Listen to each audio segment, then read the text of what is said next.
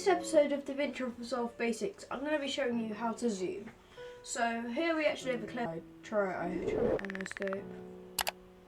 I don't usually use Fortnite clips, but I just try and hit a no scope like that, and I hit it, and I freaked out. Thought that was cool. So anyway, I want to zoom in on him. So let's quickly just get to where we start the launch. We'll just go about there. And then I want to zoom in on him. So first we're going to just make a little clip. So like that. Like there. So up until about there. So not going that big, but anyway.